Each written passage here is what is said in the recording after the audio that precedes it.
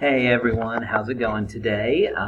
Welcome to our one of our last topics of the semester, which is all about basically everything we've learned so far, just from a global perspective. So, several different topics. This chapter goes into global staffing, global compensation, global employee relations, all that fun stuff. And again, a lot of the concepts that we've already discussed this semester now to apply just from a different perspective, from a international perspective.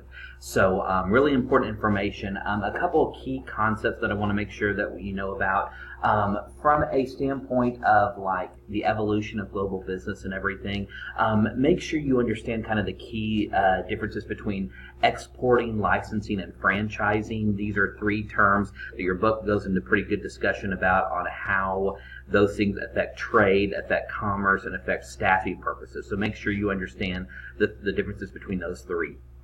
Additionally, there is a multinational corporation, a global corporation, and a transnational corporation. All three are kind of the same, but they're different in a little unique way. So make sure you understand the main differences between each of those, because again, it's very important. It's also important to kind of have some information related to staffing about a host country national, a third country national. So basically, if you are an American citizen and you're working in Hong Kong and you're working for a British company, how are you classified in that case? So make sure you pay attention in your book to those details, because again, that's very important for you to understand. So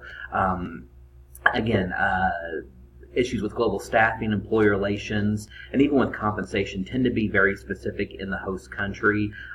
So local rules, regulations, all are very, very relevant. And really what this chapter really talks about is, can we create global standards? Is this something that, we can have, every country has different employment laws and everything, but can we have standards that relate to everywhere throughout the world? And I kind of leave that for you to decide. So that's kind of the highlights of this chapter, the main things I want you to know. And if you have any questions, as always, feel free to let me know. Thanks, everyone.